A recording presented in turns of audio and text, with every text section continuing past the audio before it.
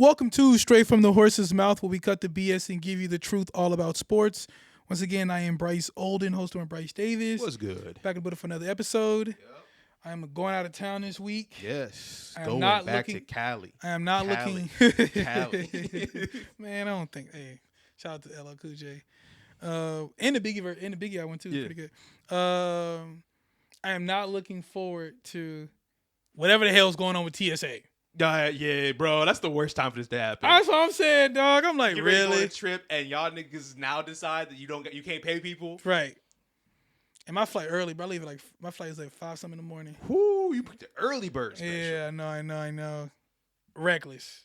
But then again, part of me is thinking, okay, maybe this is good and bad. It's a good thing because I'm like, how many people are like my flight's leaving at 5? Yeah, so you got to get there by like 4:30. Well. Yeah, oh God, because of TSA. Yeah, 3. Yeah, 3, you know what I'm saying? But like they don't open up till like 3:30, so I'm just gonna be like in line early. Yeah. But I'm like, how many people are really gonna be at Lambert that early in the morning? Yeah. As opposed to maybe if I left at like 7, 8, 9 a.m. Yeah, honestly, you leaving California is probably gonna be the rough one. Yeah, I know. Yeah, but maybe going won't be too bad. Right. So that's what I'm hoping. But also I'm trying to think like the sleep thing. Like, how do I handle that? Like, do I just stay up? Shoot, I'd be zonked out. So that's a 6-hour flight? I'm saying to get up. Oh. You know, because I'm making up because that means I need to be there at 3, not leave there. What time is your flight? 5:15. 5:15 on what day? Sunday. Yeah, I'd stay up. I'm not gonna lie. Mm-hmm. I would sleep throughout the day. Try to get as much sleep throughout the day, and then like once it hits like 7 o'clock, just be up. Mm-hmm. That's what I would do that. Just to be up, so you can get on. That way you can get to the airport, get on your flight, and then whatever sleep you're gonna get, you get on the plane. Fine, yeah. I had a layover too. Oh shoot, yeah. It's not a direct shot. Where's the layover? Denver. Yeah. Yeah, I figured. Yeah. It's either Denver or Arizona. One of the two. It's Denver. And on my way back, my layover is in Salt Lake City. Yep. So I haven't heard anything about those airports. I'm hoping everything's all right. Yeah. You know, I know Atlanta's really bad right now. Yeah, I'm avoiding Atlanta, Houston. Yeah. At all costs. Don't go to the South. At all costs. I'd rather drive. Yeah, at this point, at all costs. Anyway, let's get to it. Obviously, the NCAA tournament has kicked off this past week. 2 rounds down. My bracket has officially close to bursting in flames. My rule is, as long as you got your Final Four still standing, you all right. I'm good. Yeah, I'm good. Yeah, some landmines that have been placed on my bracket. There's some things that have exploded. Looking at you, Florida. Yeah. Virginia. Yeah. You know what I'm saying? But Gonzaga. Yeah. But other than that, though, what's your thoughts on the NCAA tournament so far? Honestly, because when I was making my bracket, I didn't trust the 10 and 11 seeds. That was my biggest flaw this year, whereas I looked at the 10 and 11 seeds and I just said, I don't think y'all got it. I was wrong. I was dead wrong. A lot of those seeds ended up advancing. Texas. Yeah, Texas. Like, a lot of those seeds ended up advancing. I was like, wow, like, the gap in between that 6 to 10 is way closer than I thought it was. Way closer. And I'm happy to see that. I'm happy to see that we're not getting the super Cinderella stories, but we are getting the stories where it's like, okay, college basketball on the men's side is in a healthy place where there is competition across the board, and we can see that again. So before we talk, because I do want to touch on the Cinderella thing, this tournament to me so far has been really good. Yeah. I've thoroughly enjoyed myself watching these games. Absolutely. For the most part, a lot of the teams have been tested. Yeah. You know, we've had some crazy outcomes. Yeah. Y'all got tested. We got tested by Siena. Yeah. You know what I'm saying? We've had some crazy games. The Vanderbilt Nebraska game. The Florida Iowa game. Yep. Obviously the St. John's Kansas game was the buzzer beater. I loved the North Carolina. Who they played? North Carolina. Like their first game. Their first game. Who did they play? The VCU. Their first game, the one they won. The one they lost. I think it might have been VCU. I think it was VCU. I had them losing. Yeah. I neneeded them to lose one more game. I needed them to lose to Illinois to get more points. I had them losing. I just needed them to lose to Illinois. But yeah, I've thoroughly enjoyed this tournament. Like, I've seen people just be bitching online. They man. do. It's like, what do y'all want? Yeah, what are you watching? You know, like what do you want? You know what I'm saying? Like I mean, I'm seeing some really now. People are like, man, it's like a lot of bad basketball. It's like they're still amateurs. Absolutely. They're still amateurs. It's not gonna look pretty. You sometime. got to remember, half these dudes is not over half are not going to the NBA. And the other half, the ones that are going to the NBA, are 19 years old. Exactly. You know what I'm saying? So it's gonna be some. It's gonna be some boneheaded mistakes. Yeah, it's gonna be some mistakes. The only thing that I don't like is they let a lot of traveling go. They a amount of lot traveling. of traveling, and I see a lot of fouls just being like whatever. Like, bro, like he's getting fouled going up for rebounds, bro. Like, call someone, please. It's I think it's been good. I think it's been like I said, it feels healthy, and to speak on the whole Cinderella thing, I was debating these guys online about this. Yeah. Okay. There's a difference between what a Cinderella meant prior to the late '90s compared to what it meant starting then and afterwards, right? Before then, you had teams go on miracle runs, but they were typically bigger seeds, right?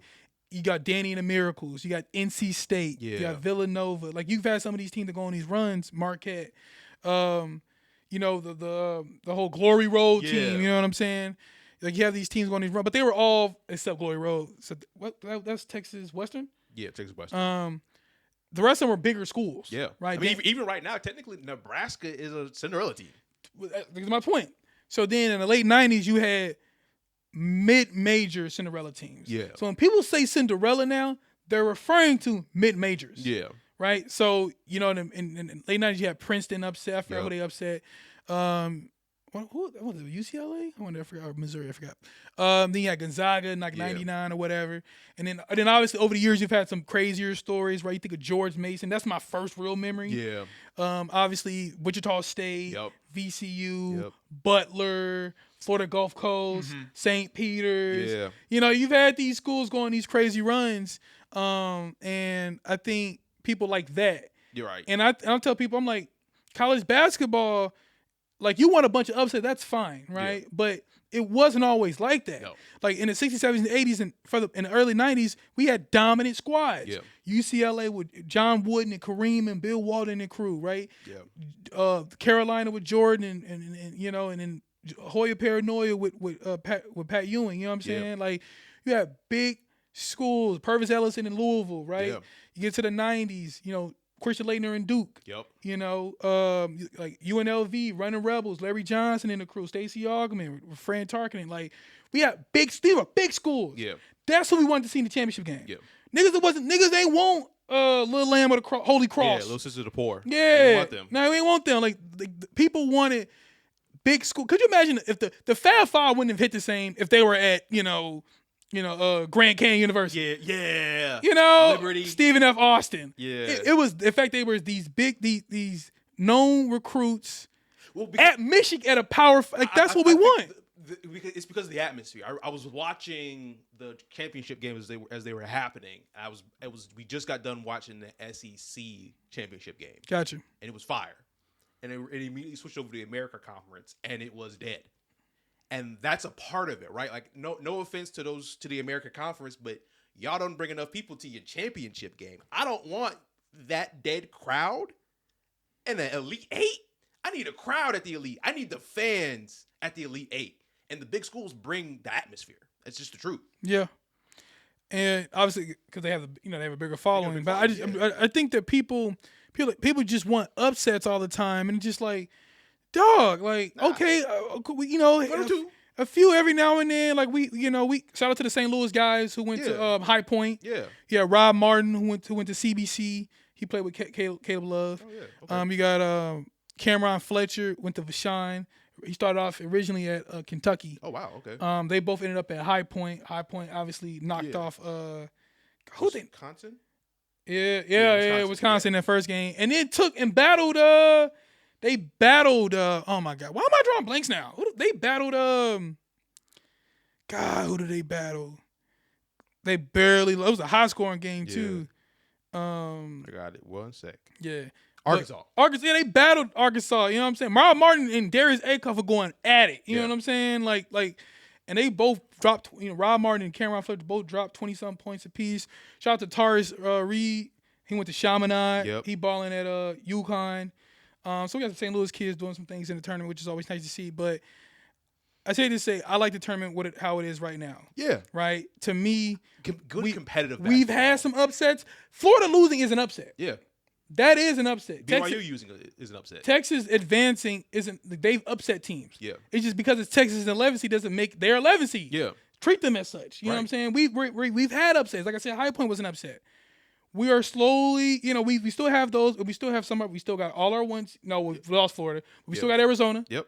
Still got Duke. You know what I'm saying? Yep. Like we still got Houston. We still got a lot of these bigger programs that we expect to be there at the end. Yep. You know what I'm saying? We've had some programs that have got knocked off. UCLA, Kentucky. Yeah. Like North Carolina. So we are seeing some blue bloods leave. Like we got a good mix of both. Yeah. We've lost some stars. We still got some stars left, right? We lost Darren Peterson. Yeah. We lost AJ DeBanza. Yep. But we still got Boozer. Yep. You know what I'm saying? Still got Darius Acuff. Yep. Still got Nate Ament. Like we still got guys still in the tournament. We still got names, still got programs. Yeah. That matter. And that matter. Yeah. Right? Like, so this tournament is not devoid of whatever it has everything to me. And I think that people just be online, just be bitching just a bitch. I don't listen to online criticism much anymore when it comes to sports because you're either not watching or you're watching very casually at this point. Right. Because like I said, I'm invested right now. Yeah. And I love it.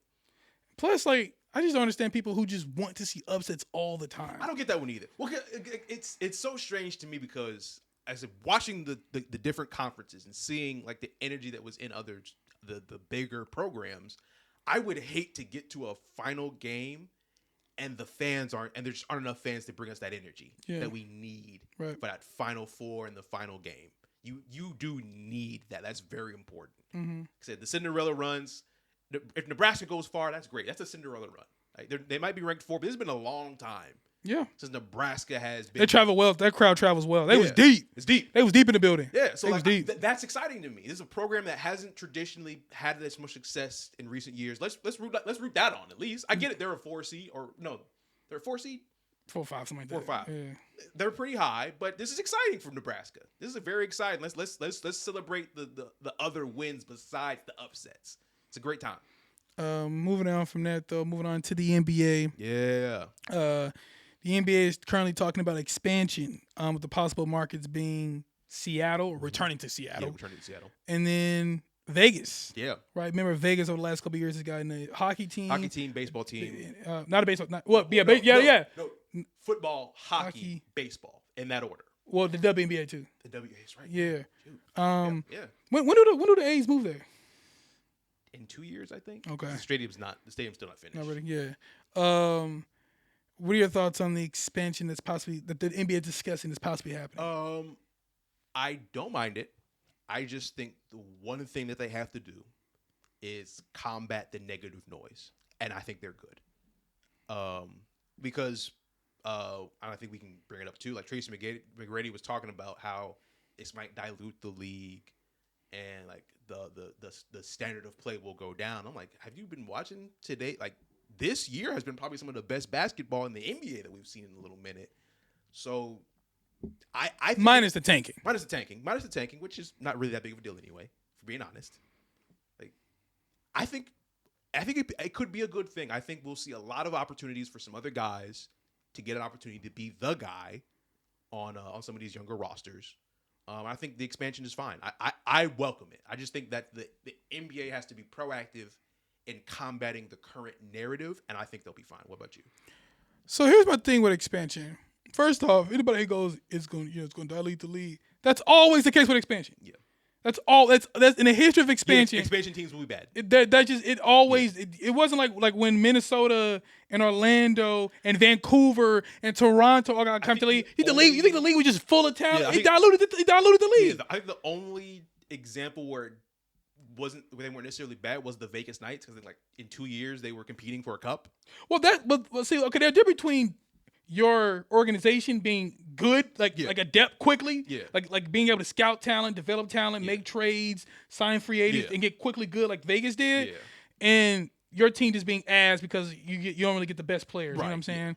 Like, in the history of expansion, yes, the talent gets more stretched, right, to accommodate these new 24, 30 roster spots, and yes, it's going to dilute the league for a hot minute. Yeah. But then it buoys out. Yeah. It levels out. You know what I'm saying? Plus, expansion is not about talent. No. It's about money. Absolutely. Is Seattle a market that we can make money in? We made it in before. Is Vegas an untapped market that we can make money in? If that's the case, then you expand. It's that simple to me, actually. It's all about economics. Yep. Will we be able to make money in these markets? Yep. Now, another thing that I think should be on the board is maybe instead of expansion, maybe we take teams from some markets, right? Yeah. You know, maybe Memphis gets taken. Maybe New Orleans gets taken. Yeah. Maybe Brooklyn. Like I'm just thinking of teams where it's like, I don't know if you really got a hardcore fan base or whatever. Yeah. Like we could probably, or I don't say teams like Sacramento because for some reason they're good. They fans show up. Yeah. You know what I'm saying? Sacramento loves them. I think Memphis would be on. I agree. Memphis should be on the board. Brooklyn should be on the board. Mm-hmm. New Orleans should be on the board. And depending on how this Charlotte thing shakes out, maybe they could be on the board too.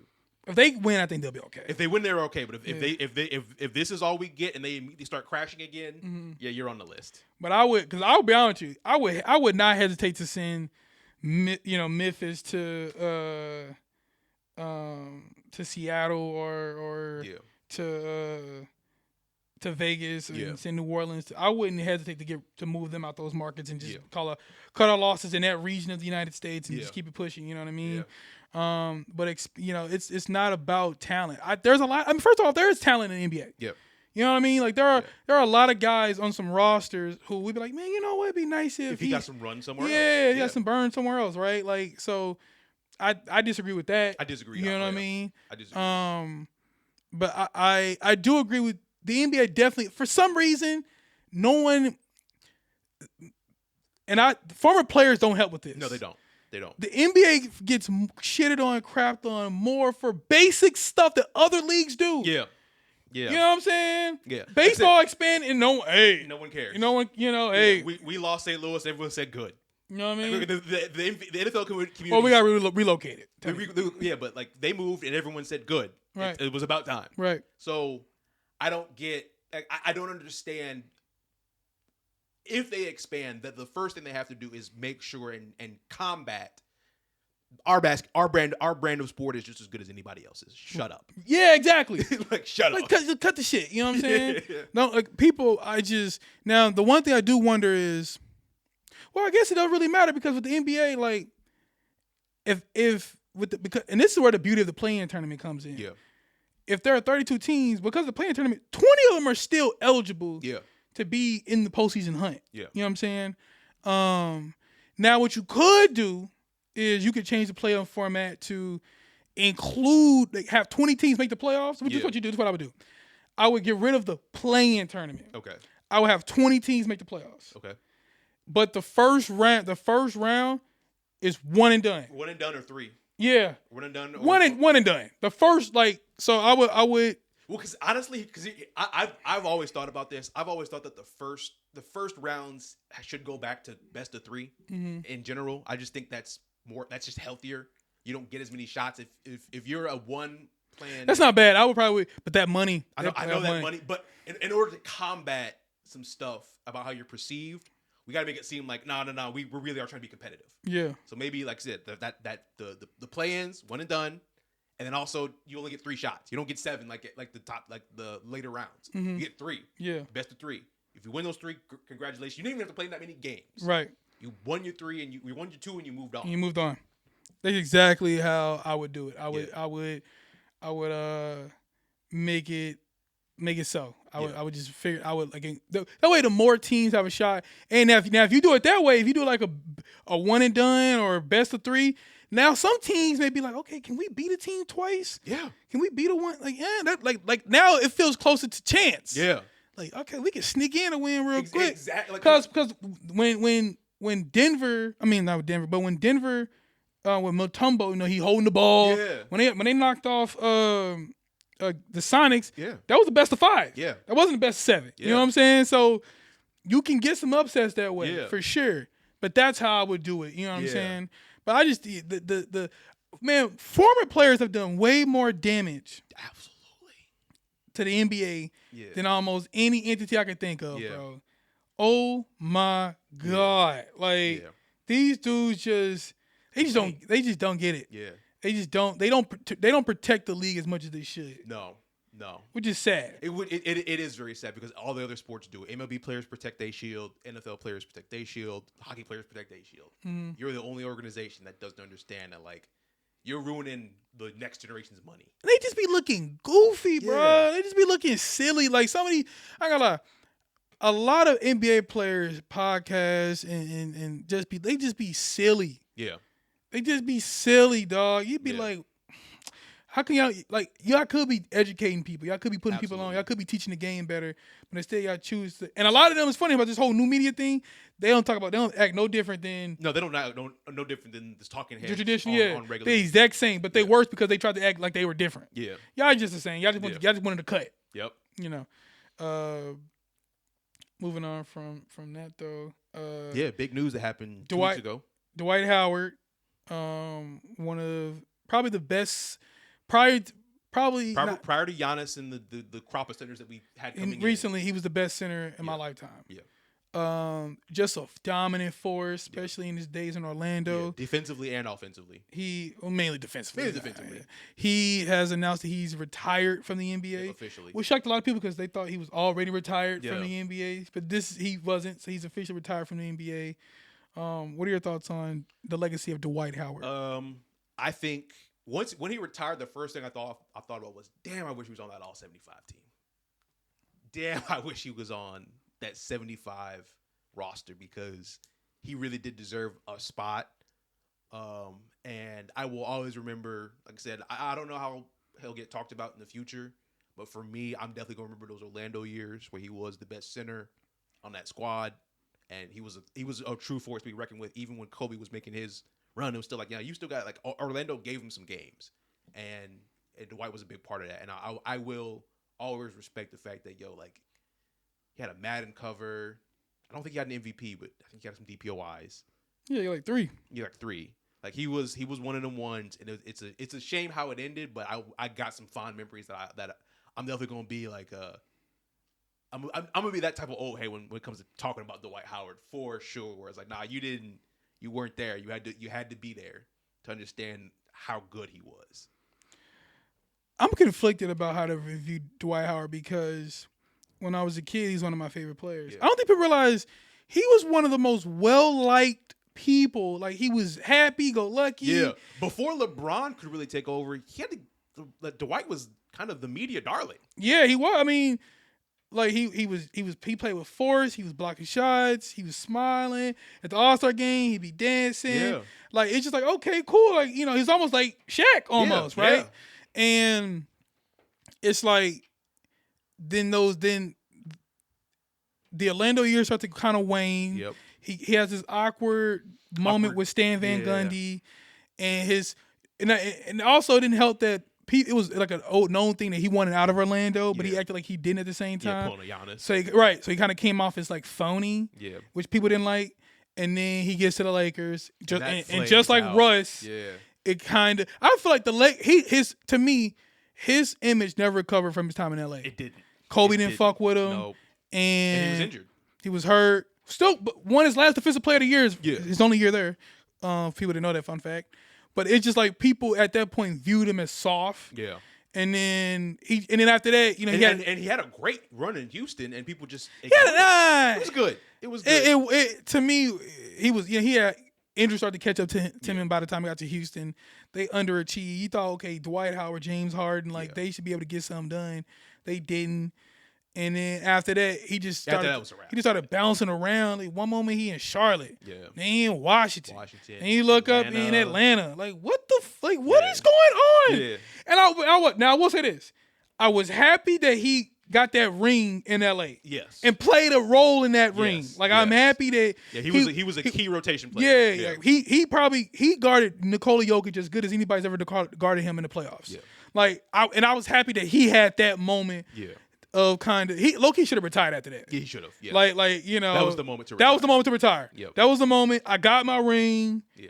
Like on the biggest. Or I don't know how. Okay, I'll say this: had he ran it back with LA, like I think he did, maybe tried to. I think he and tried and to. then you know, but remember that turnaround time was crazy. Remember the game was like in October, and they had to come back in like because like everybody, including him, was injured. Yeah, you know, because the turnaround was so fast. Yeah, he didn't really have a chance to make that decision really to retire. But after that last season where everybody's hurt, he should just hung it up. Yeah, I would have hung it up because you went on top. Yeah, like damn, okay, like like you, Dwight, like you know what I'm saying? You did, we knew it. We knew you was cold, boy. And then you know, and it's not like he flamed out the end, but like he was hurt again, right? He was hurt in Philly. You know what I'm saying? And he just wasn't the same guy. And then the league kind of was like, all right, bro, we're done with you. And he just kind of meandered in leagues across the country. And so I'm conflicted because on one hand, to me, he is a top 75 player. I would take Dwight Howard peak for peak over Reggie Miller. Yeah.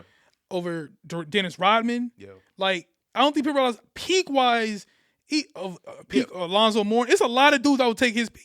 Again, we're talking about a 3-time defensive player of the year. Yep. Who was the best player on a finals team. Yeah, people forget between Shaq winning that title in 2002 with the Lakers and Nikola Jokic winning a title in what was it 2023? 2023. He was the only player. He was the only center that led his team technically to the finals. Yeah. No other center during that time frame. Because you can't consider Giannis. He's a forward, right? So Powell was Kobe. Yep. I'm not don't disrespect the Shaq, but D Wade in 06. Yep, D Wade in 06. You know what I'm saying? Yep. Dirk's a forward. Yep. Right, like you know, think about it. There's no center. There's no center who led their team. He was the only guy for 20 years. Yeah. 02, 2023, that's 20 years. Yeah. The only guy who was the best, you know, AD couldn't do it. Nope. Boogie Cousins couldn't do it. You know what I'm saying? Joel has still yet to do it. He's not going to do it. He's not going to do it probably. And he won't be the best player on that team if it happens. So, like, he was that good, man. He was that damn good. And it just went off the rails, man. And I think that definitely played a factor into him being left off that top 75 team. Yeah. You know, had that top 75, I bet you, had that top 75 list came right after the Lakers won, I bet he's on it. You're 100% right. Yeah. I bet he's on it. Yeah. People would have had more good feelings about him. People would have remembered, damn, you know what Dwight was. That's always the problem about sports when it comes to awards and giving people their flowers. It's a lot more feelings over facts sometimes. Yeah. And that's the travesty of Dwight Howard. Feelings sometimes win over the facts. That's true. Moving on from that though, out of sports world, an album came out. Yes. Shout out to Jack Harlow first. Blacker than he's ever been, baby. Yeah. He's black, y'all. Yeah. He released an album called Monica, and it's a R&B, quasi R&B album. Yeah. Very, you know, late 90s, early 2000s vibe. Yeah. Yeah. You know, kind of. It's funny because the music market has been wanting a kind of a return to that. You can see that with like Pink Panthers and what Ice Spice would do with her project. Right.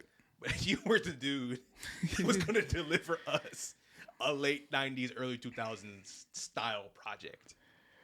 I'll be honest with you, bro. I've never seen a crop of artists like these rappers that came out within like the last 6 years. I've never seen each of them fumble one after another. Yeah. It's like they see one screw up and go, I'm gonna follow them. You know what I mean? Like it's like all of y'all just because let me get this straight, Jack Harlow. So you come out swag for 1,000. Yeah, swaggy white boy. White boy. People fucking with you though. Yep. Like they liking the swag. Yeah. The black girl liking the swag. Like, hey, okay, we see you. You know what I mean? We ain't had one of them in a minute. They think, since what, John B or some shit? You know what I'm saying?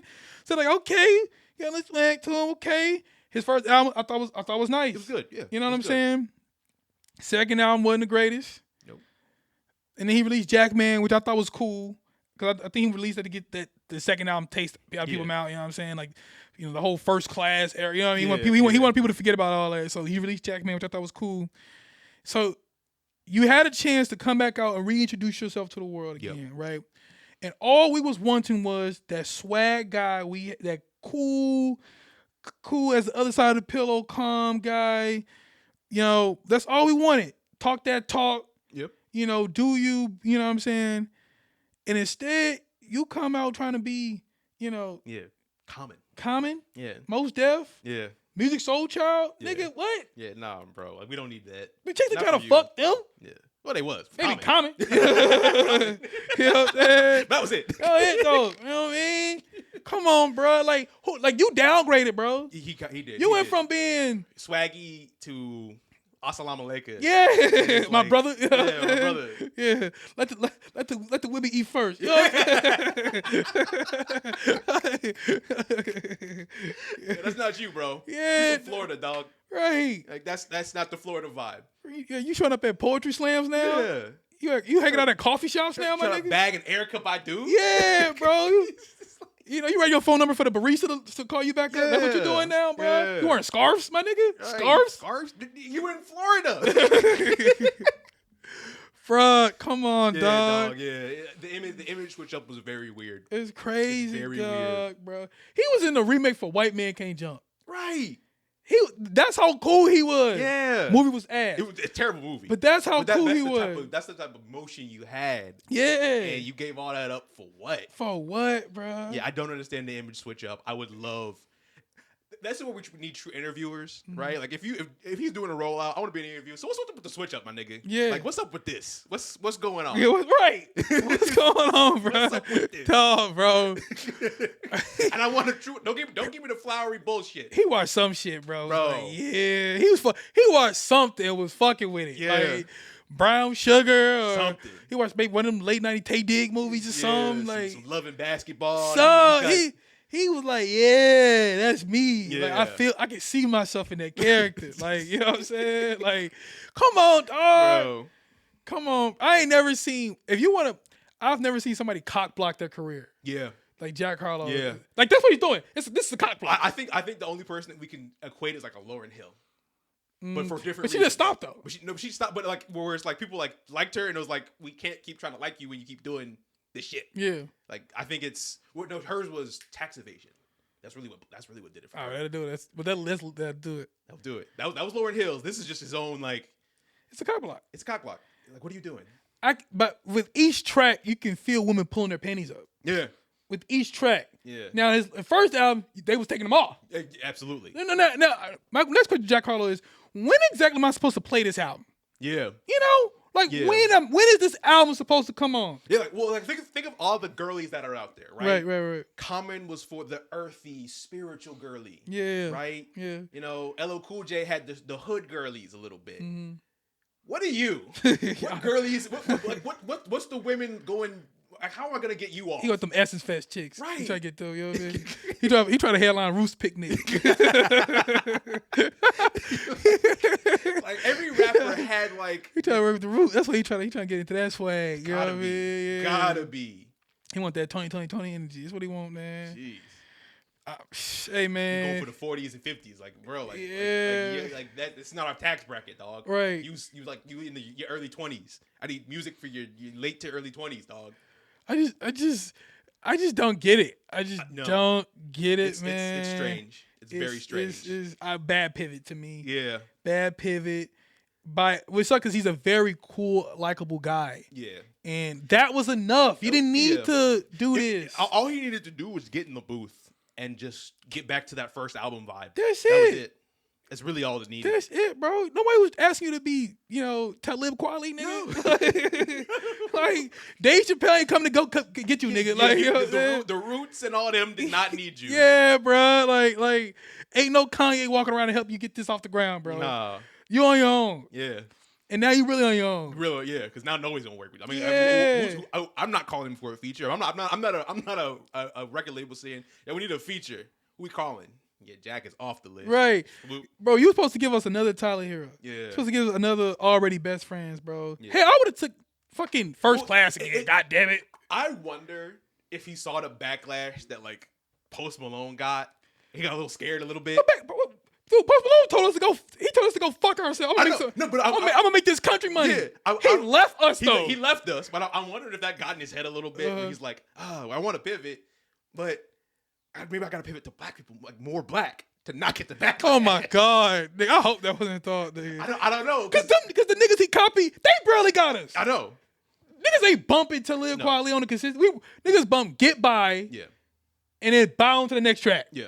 You know what I'm saying? Yeah. Same. Most niggas bump Black on Both Sides. Yeah. They may bump the Black Star Project, right? You know what I mean? But other than that, we ain't bumping them all like that every damn day. No. We ain't hanging out at, that's barbershop music, dog. Yeah, right. It's not the barbershop I go to. Yeah. You know what I'm saying? Like, come on, bro. Like, I just don't understand. Like, that just seems like a step down. Yeah. You know what I'm saying? Yeah. You was already here. I just think he completely missed the boat. I think he panicked a little bit. I think he wanted to make a pivot. He just didn't know where to pivot. Oh, my God, bro. I 100% think he wanted to make a pivot. Just be the swag rapper, bro. Ain't nothing wrong with that, dog. Yeah, but then the swag rapper gets you into there's a vein of swag rapper that be smooth. Not be the smooth. Just be the cool rapper. Just be cool. Just be you. Yeah. Just be cool. Because there is a case to make that the swag rapper only gets you like 5 years and that's it. Oh, okay, then just be you, nigga. Just be cool. You know what I'm saying? Just be the cool white boy. Yeah. Just be it. We ain't got no cool white boy. Just be the cool white boy. Yeah, we don't. You know what I'm saying? Yeah, one told us to fuck off, and the other one's too old. Yeah, you know what I mean? Just be cool, bro. Yeah. But instead, you chose to be this nigga? Yeah. Like, what? You're not going to... Alicia Keys not calling you to ask you to put the fish with the hot chocolate. What was that video Most Def was in? You Don't Know My Name or whatever? You don't know my name. Yeah, you don't know my name. You know, did he order like fish with like hot chocolate? Yeah, fish with like chocolate milk or something. It was disgusting.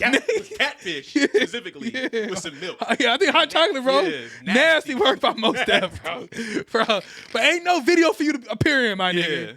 Ain't no video, dog. No. So all that sage you bought, you gonna have to burn on your own, my nigga. Yep. Because I don't know where to play it. No. And I ain't playing it through my headphones. So R.I.P. Jack Harlow, man. He had a good run. Done. Yeah, he had a good run, but. It's a wrap.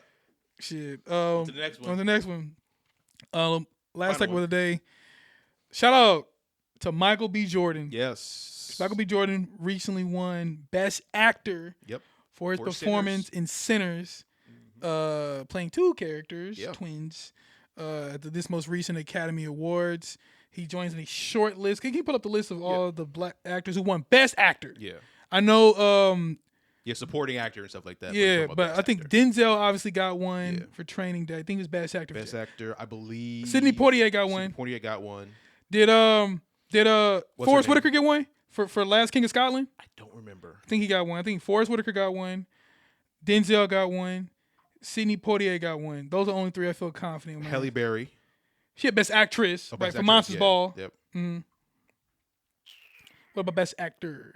See. I know Sidney Poitier, Denzel,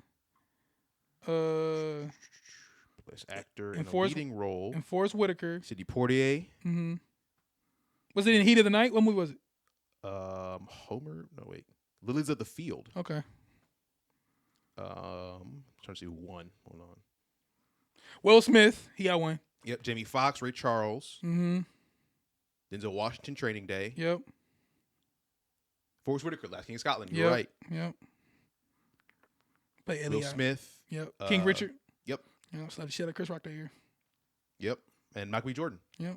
That's actors. Yeah. Shout out to him, man.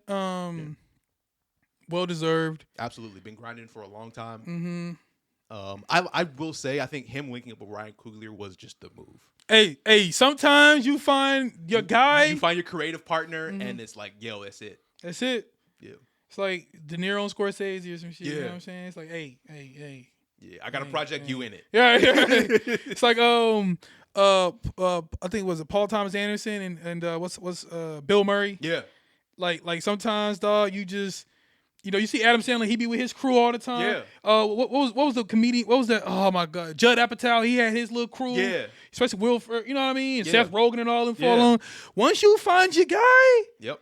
You milk that for all it's worth. We gonna run this till the wheels fall off. Until the wheels fall off. Until we stop getting nominated. Yeah. I'm working with you. Or until our shit starts being dope. Yeah. And we both two dope niggas. So you know what I mean? Yes, that's gonna be a long time. Yeah, it's gonna be a long time. You know what I'm saying? And my thing I like about Michael B. Jordan is he took no shortcuts. No. Right? He been acting from he did the soaps. Yep. He did, TV shows here. TV He did shows, The yep. Wire. Yep. He did Friday Night Lights. Yep. He did Parenthood. Yep. Like, he kept working. Yep. He ain't just go, man, I ain't getting no, man, I'm going to just whatever comes my way, I'm going to act. I'm an going to keep my name out there. I'm going to just keep working. I'm going to keep working. Sometimes, people forget, we see his career now. People forget in the early 2010s, even after Fruitvale Station popped off, some of his movies he did after that sucked. Yeah. Fan Forstick did not shoot him off to the moon. Nope. I remember he did That Awkward Moment. Yeah. That was with Zac Efron. Yeah. And I think was Miles Teller in there? Like, no, Miles Teller was in Fan Forstick. Yeah. But I'm saying he was Zac Efron with somebody else that was in there as well. He was working, yeah. But I'm just saying, yeah. But they still, it wasn't like his shit just like after that. Like it took Black Panther. Yeah. Like, if we're being honest, it took Black Panther to really get him into the. Was Creed 1 before Black Panther, after Black Panther? Put up his discography. Yeah. Put up his discography. But people don't understand, like, you cannot take shortcuts to this. And he's 40. He damn near 40. Yeah. If not 40-something years old. He's 39, exactly. Yeah, is he turning 40 this year or he turned 39 this year? He turned 39 this year. Okay. Born in February 9th. Okay. So he'll be 40 next year. But I'm just saying, like. Yeah, people don't understand. So all this happened in the 30s pretty much. But technically, like, that's the average. Yeah. Like, when you think about, like, some of our famous actors, they don't pop off until, like, their later years now. It's only a few exceptions, bro. Shyamalan technically right now is an exception. Yeah. Leo was an exception. People forget Brad Pitt was later. Yeah. You know what I'm saying? Yeah. Like Tom Cruise a little bit later. Yeah, Denzel's a little bit later. Like, it takes time. You know what I'm saying? But you have a discography? Because I want to see what he was in after Fruitvale Station. Yeah. Because that's what to me got him. That's what got him on the map a little bit. Yeah. But to me, even in this whole age of just doing films, just like on this big screen, people forget he did the Amazon. Without Remorse. The Jack Ryan movie. Yeah. He did the HBO movie that I like. They burned the books and all that kind of stuff. Fahrenheit. Yeah. Like, he's worked. Like, I'm gonna still do work. So after Fruitvale Station, we got That Awkward Moment. Fan Forstick. Creed is what really put him on the map. Creed did it. Creed puts him on the map. Okay. And then Black Panther is 2 years after that. Okay. There was a Wilson's Heart, Against the Wall, The Fahrenheit, Creed 2. Mm-hmm. I don't know what that one was. Coach's Words Matter, Just Mercy, yeah. Raising Dion, Without Remorse, Space Jam. He was in a Love, Death, and Robots episode. Yeah, I've seen that one. The What If, of course. Genlock, Wakanda Forever, Creed 3. So right at Creed is where he takes off. Yeah. And that's also a Ryan Coogler film. Yeah, exactly. Film. Yeah. So, like, I just think that, to me, you just gotta stay at it. You just gotta keep working, man, because you don't know. I mean, he was in some other movie. Chronicle was success. He was in that. You know what I mean? But it's like nothing just. It's not like he did a movie, in his 20s. I forgot about Red Tails. He was in Red Tails. I forgot about that. Yeah. So it's not like he just didn't. Yeah. Like, it was just slow. Let me try it was let me hard try work. that. Keep going. Keep going. You take whatever role you can get. Yeah. And eventually, it might crack your way, and it does. And it did. One thing I like about him is, I remember that whole debate happened a couple years ago. It was Michael B. Jordan corny, and I remember all that. Yeah. One thing I like about him is Michael B. Jordan didn't just say, you know what, I'm gonna just do these, like, quote unquote black films. I'm gonna just do Tyler Perry movies or whatever. Like, absolutely. He wasn't afraid to, like, all right, let me put myself in a Parenthood. Yeah.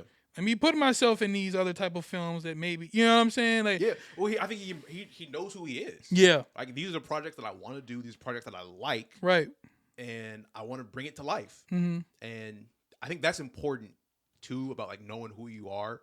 Like, he wasn't afraid. Like, yo, I'm gonna be the villain in a Black Panther movie. Right. I need that though. I need to do this. Mm-hmm. Like I said, Parenthood. The Fan Forstick. He took some on the chin too. Mm-hmm. But he also knew, like, I wanted to do this. Right. I appreciate that. I appreciate someone who kind of knows who he is. He didn't let that corny whatever get in his ear. He didn't let the early struggles of being an actor, get him down. It's very admirable to see someone just grind and get it. Yeah. And especially such a cool guy. Yeah, he's really cool. I fuck with him. I don't care nobody. He cool to me. Yeah. You know what I'm saying? But anyway, man, that's all the time we have for you guys today, man. You can follow me at Instagram, at TikTok, at Bryce David Oden. Bryce going to tell Social him. media, Bruce Leroy. And remember, if you didn't hear from the horse's mouth, so listen to Ask Who Told You, and we out. Peace.